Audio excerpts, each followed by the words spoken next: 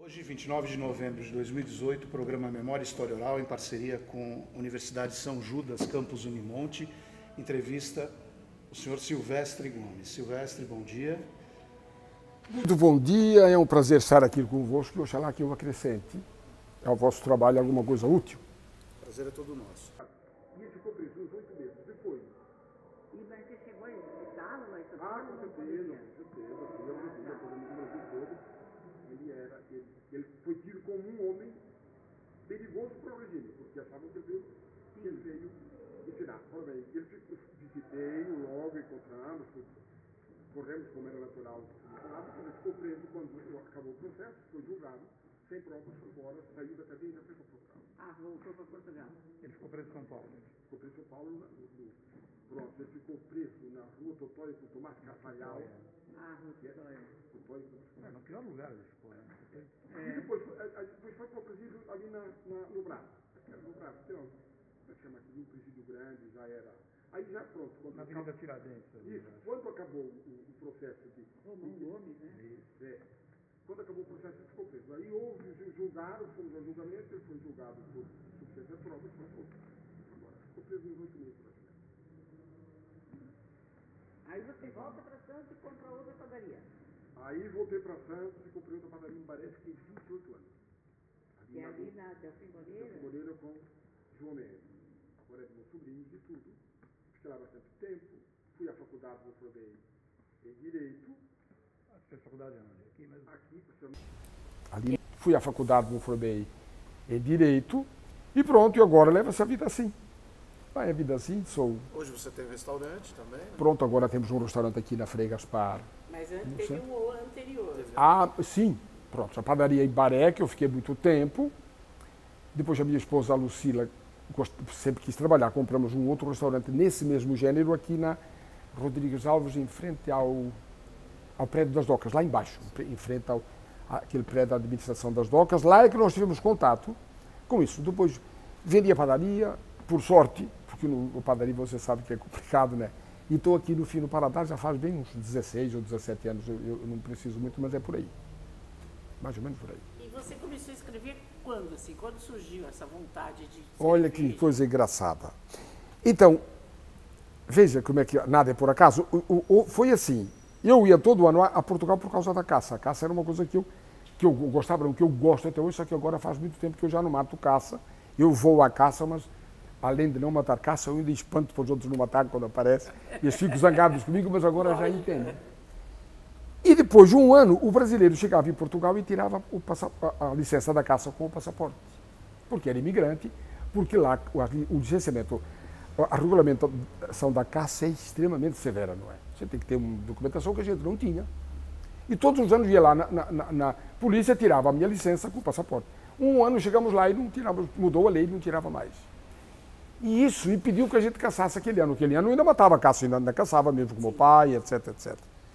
Olhe, isso que foi um mal para nós, fez nascer, porque estava na altura, a iniciar-se a caça por associação, associativa, etc, etc.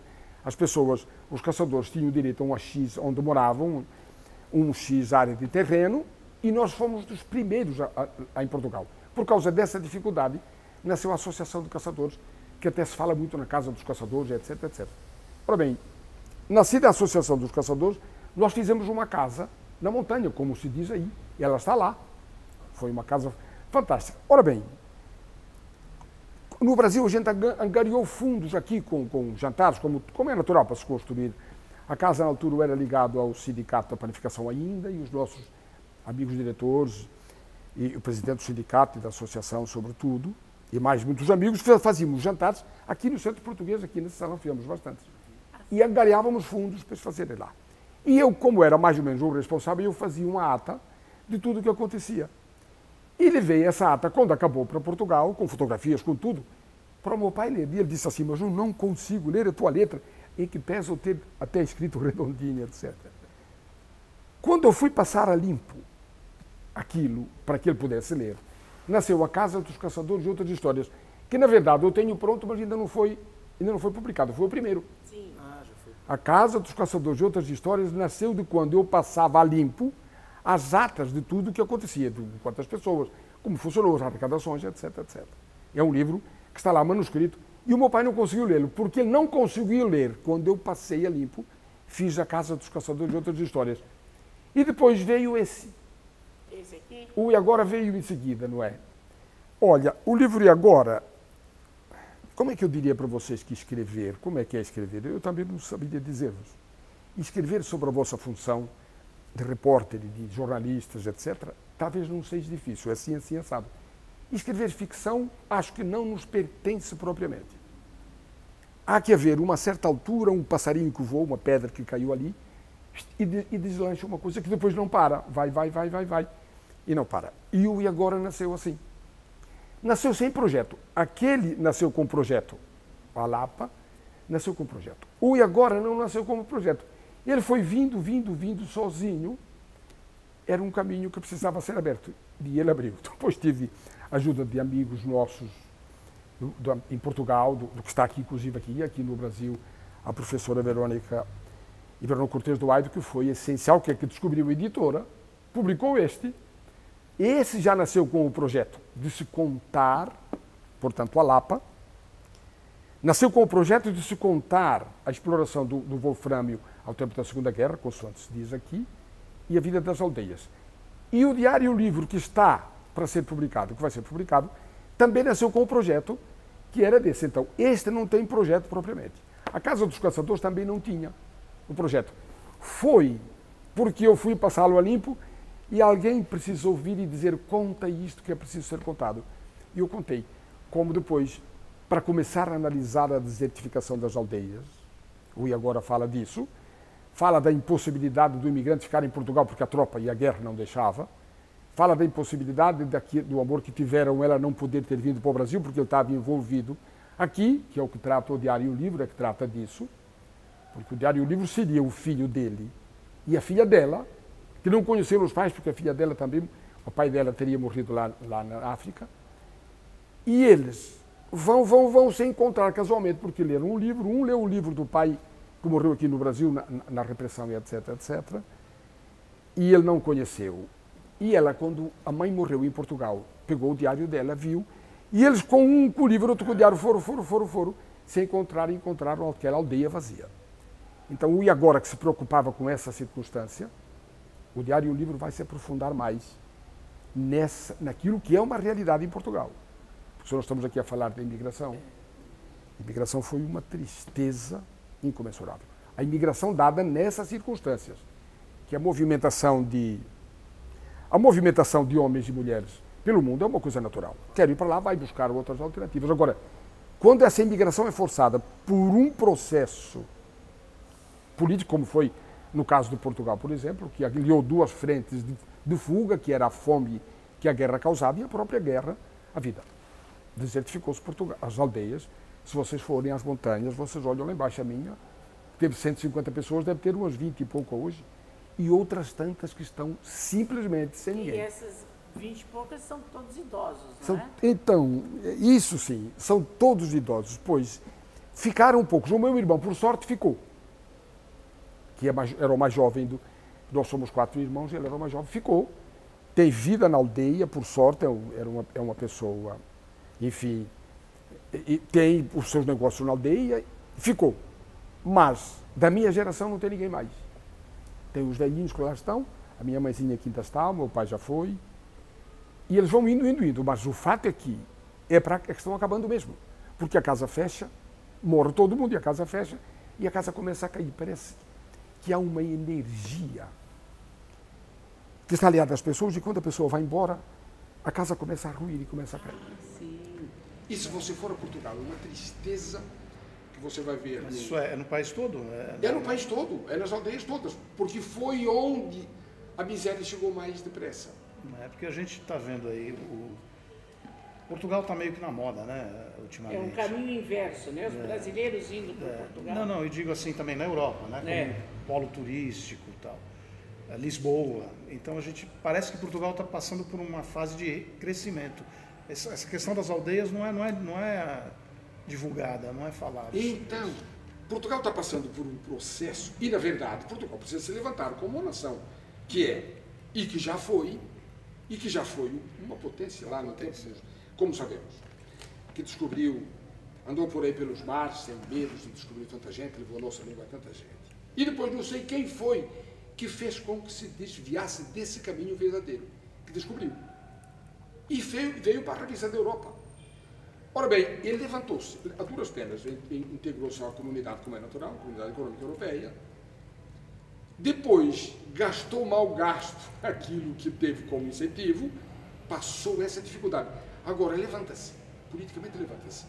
E tem todo esse, porque na Europa é a nação mais barata, porque as outras estão mais avançadas, a vida é mais cara, em Portugal a vida é mais barata, e ressente-se muito da falta da juventude que perdeu na década de 1960, sobretudo até 70, que foram todos embora. Então agora, Portugal está chamando gente para poder se repovoar outra vez, senão só que eles não vão para as aldeias. É exatamente isso que eu falo. As aldeias eles não vão. Vão para as aldeias quem comprar uma casa daquelas antigas, refazê-la, deixá-la lindíssima e ir lá passar fim de semana. As aldeias, como sabemos, como as tivemos, acabou a agricultura, as pessoas foram embora, porque faltou condições e tudo. E aí o que é que acontece?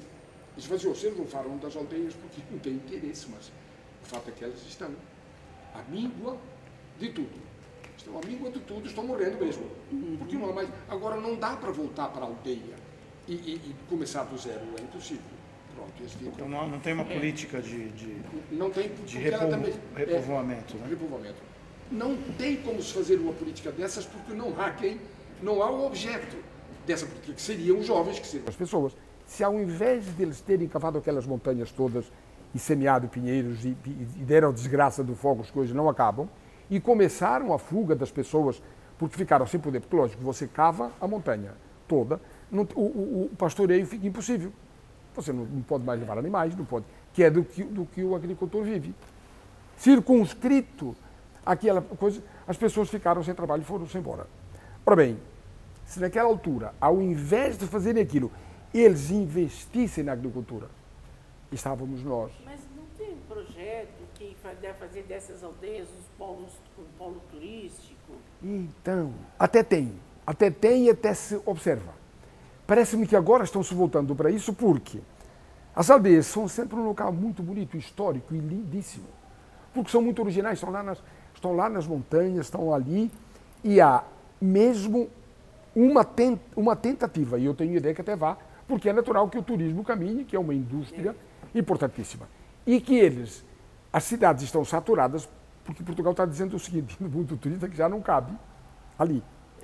Ora bem, o que é que se passa? As aldeias podem ser um atrativo, ou porque tem a história, você chega lá, ela está viva, morta porque está parada, sim, mas está ali à vista de todos, não é? E eu tenho ideia que sim, que você lembrou bem. Que existem projetos nesse sentido. Ô, Silvestre, e você tem método para escrever? Como é que você escreve? Não tem método. Noite? Então, puxa, eu ando sempre com o manuscrito comigo. Não tem método. Eu tenho ideia que quem escreve, não somos propriamente nós, quem escreve ficção, acho que tem alguém aqui dentro que diz, vai lá escrever um pouquinho. E eu vou escrevendo o 5º livro. Esse afasta-se o homem que falava com o sol, que por enquanto é só o tema, vai analisar as coisas de outro prisma, já se afasta do rural, afasta-se, Portugal fica um pouco mais geral. O que não existe um método, eu tenho ideia que não exista. Porque se existisse um método para escrever ficção, ele era capaz de ser um método muito fabricado. Escrever ficção não é qualquer hora, não é qualquer momento, é naquela hora, depois está sempre comigo, sim, e eu vou fazendo anotações e depois então alguém abre a porta e lá vou eu. Todo dia você escreve? Então, às vezes todo dia, outras vezes nem tanto. Agora ando cuidando do Diário Livro, que estou tratando até da capa e até estive revendo a obra, eles mandam rever para depois paginar, não haver problemas, ando cuidando disso. Ando cuidando da Casa dos Caçadores, que é o Relelo. Tive que fazer uma série de modificações ainda, porque eu escrevi lá em quando?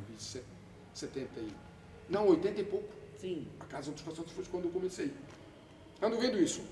Não tenho preocupação nenhuma, dizer assim, vou escrever, não. Quando é para escrever, senta e escreve. E eu vou em qualquer canto. Escreve-se em qualquer canto. E Elas são editadas em Portugal pela Chiado, né? A Chiado, isso. Mas ela tem aqui no Brasil. A Chiado é uma editora. Ela tem uma multinacional. Sim. Ela tem no Brasil, tem na África, tem por aí adiante. A sede é em Portugal. E como é que se encontra o livro? Pela internet? Então, ele está por aí nas livrarias já, na Saraiva, e está nas livrarias todas. Sim. Enfim, não sei se fisicamente, não sei como funciona. Eu tenho um contrato cheio disso e daquilo, nem ando atrás dele porque não tenho interesse. Você sabe que é uma coisa engraçada. Quando eu estudava cinema, tinha um sonho maior do que eu. Eu tinha padaria, você imagina que eu saía da padaria 2, 3 horas da tarde, ia para São Paulo e voltava meia-noite e pouco, e abria a padaria e nunca fechava, porque o sonho não me deixava descansar. Quando atingimos uma certa idade, esse sonho fica pausado. Ele fica calmo. Eu não me incomodo se vendeu, se deixou de vender, mas se você for ao site da Chiado, está lá, nas livrarias, tem aqui na Martins Fontes, tem todo lado. Sim. E você pede, não sei como, mas está por lá. Não me incomodo. E você faz lançamento lá em Portugal e aqui no Brasil? Faço o lançamento em Portugal e no Brasil. E na verdade, esse eu nem fiz ainda aqui. Porque saiu antes de eu viajar e agora foi rolando, e eu ainda não fiz. Agora, muita gente já tem, eu até tenho no restaurante e muita gente até compra porque a editora me dá uma cota Sim. para eu fazer lançamentos, etc. Agora, em Portugal é um fato, um ato solene. Você sempre faz na sua aldeia, né? Eu faço no Conselho. Lá no Conselho é na Prefeitura, vamos dizer assim. Sim. E eles querem que eu vá para Lisboa ou para o Porto, que é onde a editora tem sede, livrarias e tudo. Não vou, faço aqui para a minha gente. E é uma festa muito grande, é um ato solene, vão as autoridades. Desculpa lá. Vão as autoridades e todas, sabe, aquilo fica... A minha filha aqui ligando, mas agora não dá. Vão todos. Ora bem, em Portugal, sim, eu agora, talvez, quer dizer, sai, que a editora me prometeu para o fim de fevereiro, porque em março a minha filha vai, com o meu genro, passar o carnaval. Sim. Eles gostam da minha aldeia, olha, por causa dos livros é uma graça, né? E eu vou lá. E nessa altura vou lançar, que a editora disse que é pronta até fim de fevereiro, e eu faço o lançamento. Agora aqui vai indo assim. Quando eu digo, não há mais o sonho de ver isso ali agora, por sorte, porque a gente vive mais apausuado, não precisa correr tanto, etc. E vamos falar então da família. Você casou aqui no Brasil. Meu Deus do céu, então, tá vendo? Agora eu vou dizer-vos disto. Ter vindo de Portugal, na forma como a gente veio, é uma tristeza incomensurável. Né? Porque você não veio porque optou por vir. Veio porque precisou fugir. Isso é um trauma muito grande. Aliás, está sempre muito presente no que você escreve. Mas eu digo assim, puxa, como foi necessário. Eu casei com a Lucila, já faço, não posso me lembrar da data, isso é natural, eu esqueço mesmo. Mas depois tivemos 2 filhas, sim, que são médicas, a Catarina e a Mariana. Já temos 4 netos. A Beatriz e o Pedro da Catarina. E a Laura e a Luísa da Mariana, que é uma graça divina. Então, tudo aqui... A Lucila não é portuguesa? Não, é brasileira. Ela é de Barra Bonita, sim. Ela é de Barra Bonita. É do trabalho, uma pessoa fantástica, companheira valente, tudo, está sempre junto. Foi muito bom, tá vendo? Porque se eu não tivesse vindo da aldeia daquela forma, porque a saudade fica tamanha, é tão difícil a adaptação, a alma fica em ebulição constante. E fica em ebulição constante e fica sensível. E essas lembranças estão aí. E você, depois você veio para cá, você chegou em 66. Aí, quando foi a primeira vez que você foi a Portugal, depois de quantos anos? Meu Deus do céu, que engraçado, foi em 73, depois de 7 anos. Depois de 7 anos. E eu cheguei em Portugal e lembra da história do Luís Gonzaga, até deu um filme e tudo. Fui na minha casa e mais ninguém me conhecia, não é? Sentei com o meu pai, aliás, está aí. Está não, e agora essa contada que foi, tu canta por aí, é muito de verdade, não é? Fui em 73 a primeira vez, depois fui com a Lucila 2 vezes, e agora eu tenho ido todo ano, não é? Ficou um pouco da raiz nossa, mas é uma coisa que já entristece, sabe por quê? Porque aquilo que existia já não existe mais. A única coisa que me leva à minha aldeia, está lá o meu irmão, minha mãe ainda está, mas depois são só paisagem. Aquilo que nos formou já não existe mais. As pessoas foram embora, porque morreram, porque foram-se embora. E aquilo que está lá é só as nossas lembranças. Até eu digo, eu até fiz alguma coisa, que eu vou, subo às montanhas da aldeia, vejo lá embaixo tudo, as terras cultiváveis, tudo a monte, como se chama, quer dizer, voltou tudo porque não se trabalham mais. E até tem um poema que diz: não volte, nunca mais voltes à casa onde ardestes de paixão. Só encontrarás erva rasa por entre as lajes do chão. E isto é verdade. A gente chega e aquilo que existiu não existe mais. Só existe a paisagem, só existe tudo. Me entristece, mas é um fato. Mas vou, está lá as montanhas, está lá as casas onde a gente andou, pequena, etc. Faz bem ir lá. Isso, gente. Suas influências, eu estava lendo aqui, Guimarães Rosa, Zé Saramago, é isso? O Saramago foi uma pessoa, sabe por quê? Olha que não posso dizer que seja. A minha alma, a alma do Saramago, eu não sei, elas andaram juntas em algum tempo. Porque ele é muito ligado às coisas simples da aldeia, tudo você... Eu li o primeiro livro do Saramago, o Evangelho segundo Jesus Cristo, e depois li 16 livros dele em sequência. Porque ele é uma coisa fantástica para mim. Se identifica com ele. E pronto, exato. Porque ele trata das coisas dele. Ele diz que o pai dele, antes de morrer, foi se despedir das árvores que plantou. Ele tem isso escrito no livro. Ele trata das coisas simples e de tudo. E isto, o Saramago é Guimarães Rosa e outros tantos, que por acaso está só ele, mas o Saramago é uma pessoa, é um esteta da língua portuguesa insuperável, na minha opinião. Ele é uma coisa fantástica. Porque a gente parece que andou juntos lá em algum tempo, em outra reencarnação. E agora, quando ele fala, eu digo assim, meu Deus do céu, como é... Aliás, olha que engraçado, o final da Casa dos Caçadores e outras histórias é o mesmo final de Levantados do Chão que eu não havia lido. Sim. Porque da Casa dos Caçadores e outras histórias, na inauguração da casa, todas aquelas pessoas que morreram, que são da minha lembrança dos caçadores, etc., etc., vieram em espírito dançar conosco lá. E o Saramago, em Levantados do Chão, trouxe todos os alentejanos que morreram na repressão do coisa. Também vieram quando o golpe de 74, quando houve a Revolução Portuguesa. Eles vieram todos dançar no Alentejo. Eu falei, meu Deus, não li. E você não tinha lido? Não tinha lido nada, porque eu escrevi A Casa dos Caçadores em 88, 9. E o Saramago eu vim conhecê-lo no começo, no finais de 90, 2000, por aí. Não conhecia. E eu digo assim, e quem me alertou foi um amigo meu, Silvestre, olha, ao mesmo final do... E é verdade. Eu não havia lido Levantados do Chão e fui ver lá. E eles também vieram. Então, são almas parecidas. E eu acho que ele é uma coisa fantástica. Não é? Mais alguma coisa que a gente... Foi um prazer estar convosco, sempre. Oxalá que eu tenha contribuído e eu começo a falar e depois não paro. Não, mas é Vai. Não paro. Mas é muito bom saber que vocês viram os livros e que tiveram interesse em vir, que eu tenho... Aliás, deixai-vos dizer uma coisa, já agora. Eu estive em Portugal e um professor de Coimbra, da Universidade de Coimbra, entrou em contato aí porque eu também não sei mexer nisto, pelas redes sociais, que queria me conhecer, conversar sobre o livro. Agora eu vou vos pedir uma coisa que é o seguinte. E ele está fazendo uma exposição, acho que para 2020 ou por aí, ou 21, sobre a imigração portuguesa no Brasil. Ele vai, puxa vida, e vocês são essenciais nessa coisa, quem sabe se vocês podem ajudar. E ele me chamou, juntei, ele foi lá encontrar comigo em São Pedro do Sul, almoçamos juntos, fiquei de ajudar, a Verônica está ajudando ele a fornecer coisa, porque estão fazendo um trabalho sobre imigração.